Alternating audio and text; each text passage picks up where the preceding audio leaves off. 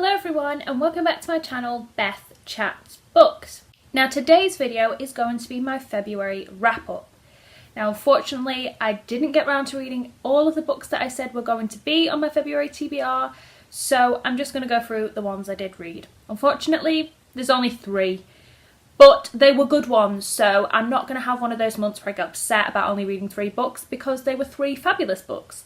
So without further ado, let's just get straight stuck in. So the first one I want to talk about is Ta-Nehisi Coates' Between the World and Me. Now I realised after my boyfriend ridiculed me that I kept pronouncing his name incorrectly. I thought he was called Ta-Nehisi Coates. So apologies if even my edited version of how I say it is incorrect. I'm just really bad at pronunciation, always have been, so please don't be offended, anybody who's a fan of him, or if he's watching it, which God forbid he probably is not. I'm sorry about butchering your name. I'm just terrible. Anyway, aside from that, this was a fantastic essay collection. Basically letters addressed to his 15-year-old son. And it kind of reads more like an essay, more like a non-fiction critical piece. Obviously it's non-fiction because it's a series of letters. But to some extent, I'm always a bit sceptical because he is reflecting on past events and he's trying to send a core moral message to his son. That a lot of these things, whether they're truthful or not, there's a fictitious element to them because he's remembering them. And sometimes we romanticize our memories, whether they are negative memories or positive memories. We kind of embellish. So that's why I'm saying it's a non-fiction with a little bit of a pinch of salt in there. So it's really interesting. Toni Morrison on the front here says it's required reading, and I completely agree. I think as a white person reading this, there's a lot to take on board. He discusses how places like the school system and the ghettos and these really deprived black areas where there's a lot of gun violence, he talks about all these places are spaces that American society is constructed. But he uses this continued motif that I really liked, this American dream bubble.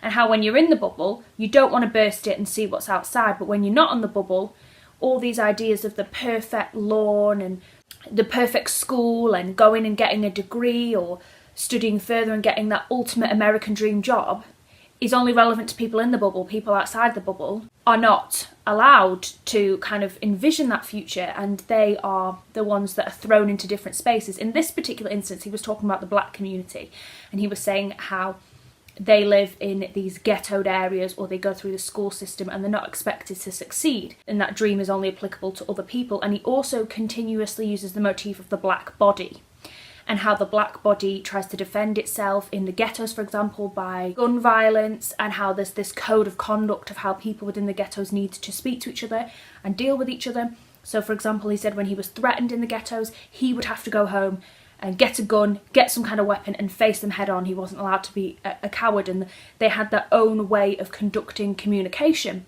And in the schools, a similar setup. So he said that the black body is constantly used, whether it's violence against black bodies from police brutality, whether it's black violence against their own bodies from other black people. There's a code of conduct with how the police deal with them and how they deal with one another.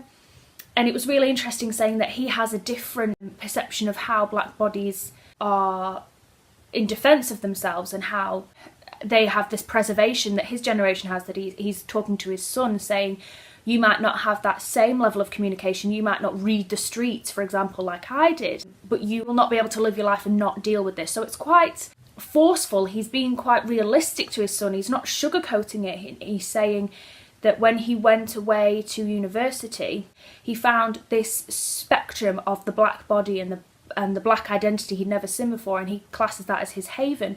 But even within that, a friend he made at university, he got shot by the police. So he's saying throughout your life as a black person living in America, police brutality and all these things, you cannot be immune from them. He realised when he left university and found a friend of his had died from the police and police brutality, he realised that even when you get into a position where you're educated, you're not immune from this. And he's trying to teach his son these lessons, that this is how the world sees us. And there's an instance where he talks about in here that's very moving, how his son gets jostled on the subway, I think, and when he goes to defend his son to the white people, they treat him with shame because it's not the fact that a child is being pushed, which is how he sees it, it's black people starting a fight, you know, having a go at the white man. So it's really interesting from his perspective to see how he has to live his life in America in a different lens and how he's treated. He wants to do things differently from his parents. So his parents used to beat him silly because they used to say, you know, he needs to know what's out there. We need to harden him to the violences that he's going to experience by the white people. And he said, I don't want to do that with you, but I also don't want to sugarcoat it. And he's saying, as a parent, I'm on that fine line between, I want you to be free and loved, but I'm aware that society will always judge you on the colour of your skin. So it's a really hard-hitting piece, but it was really interesting, and he used a lot of his own personal experiences with it. So I think this is such a treasured piece that his son can always look back on, and as he grows older, reread it and reappreciate it. I think this was a very bold thing to do, but I loved that it came from that place of love from a father to his son. It really gives it that authenticity. And if you want to know more about these kind of themes of police brutality and how race is divided in America, and even in the modern age how they're coping with that, then this is a really great place to start, because I think it was really realistic without making you feel uncomfortable. Very hard hitting, but fantastic. So I'd highly recommend, and I gave this 4 stars. And then the next book that I read in the month of February was Sebastian Barry's Days Without End. Now, I gave this 4.8 out of 5 stars. This was my highest read this month because I absolutely adored this book. Now, I know a lot of people, first and foremost, said that the dialogue and the style of writing is a little bit difficult to get into. And I had previously attempted a couple of pages and I wasn't in the mood, and I'd abandoned it for a later date, and that was a good few months ago. But when I went into this, I was really in the mood for it, so I didn't actually feel like I had a hiccupy start to reading this, which a lot of people said that they did.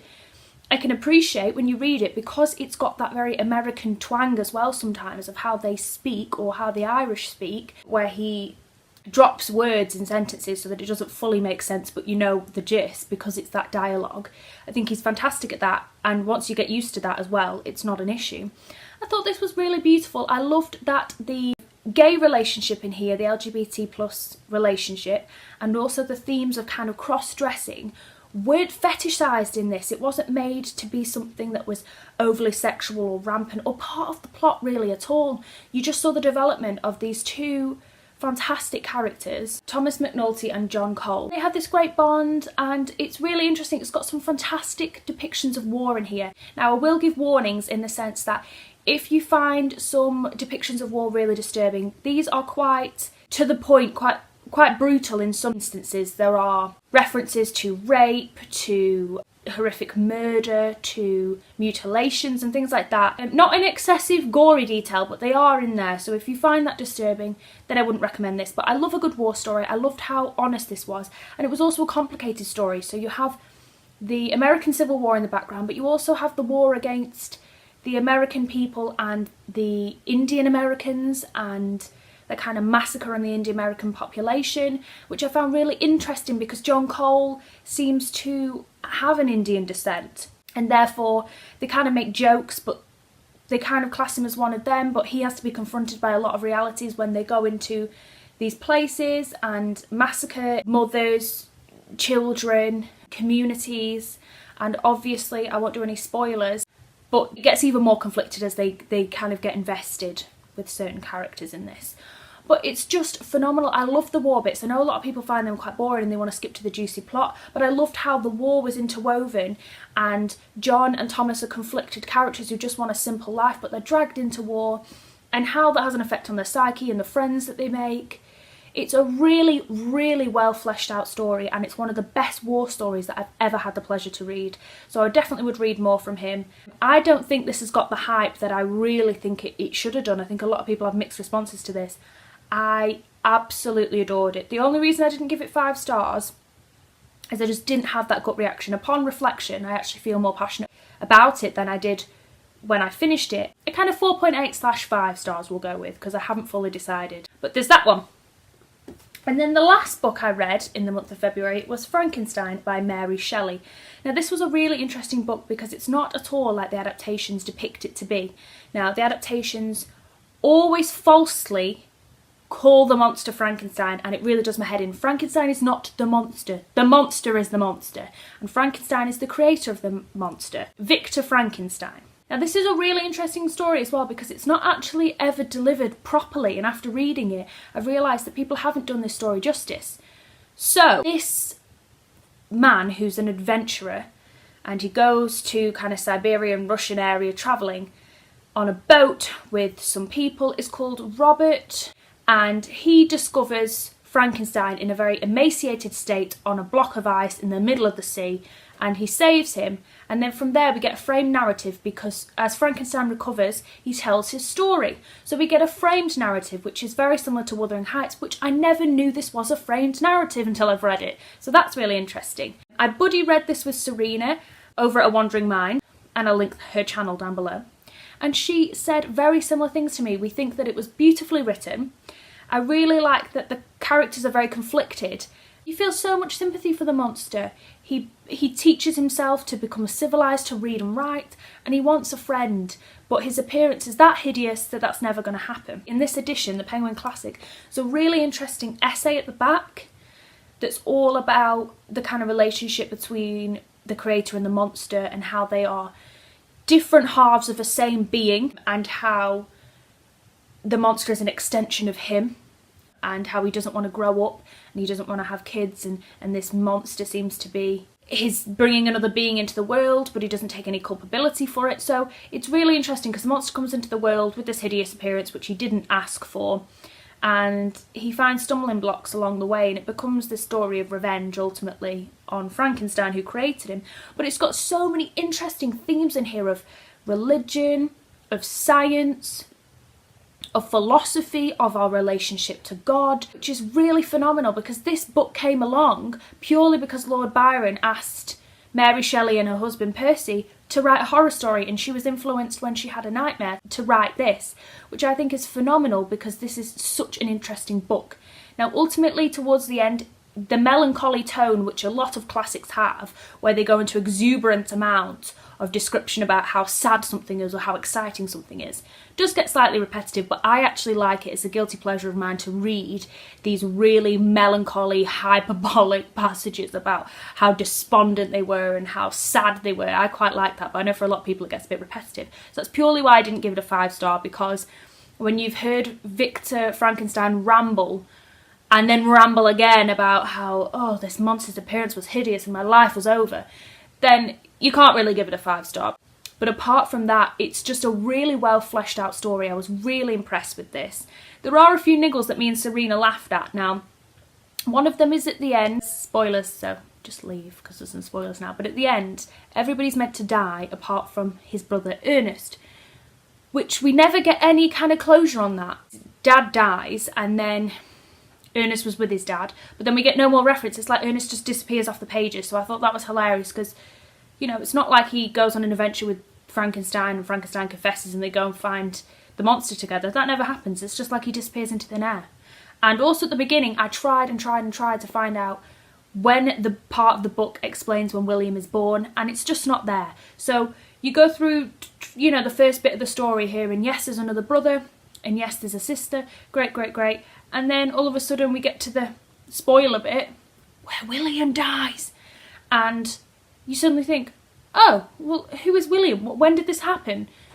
What? So you think he's only got one brother. So there was a few things that made me laugh because some things weren't as fleshed out, and maybe that was just the excitement of writing the book. But overall, to make such a convincing story that's so thick with so many themes, I thought was phenomenal. So it was a high 4 stars for me. I really did enjoy this. And go and check Serena's video out because I'm sure she will also discuss it in her February wrap-up. So I'll link her channel down below. So there we are. So that was all the books I read in the month of February. I'm sorry there's not a lot, but all of them were just so interesting, and it's been really nice because I've kind of done mini reviews on them because I had enough time to talk about them.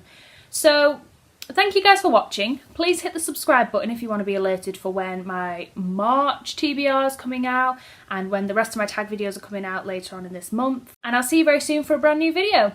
Bye!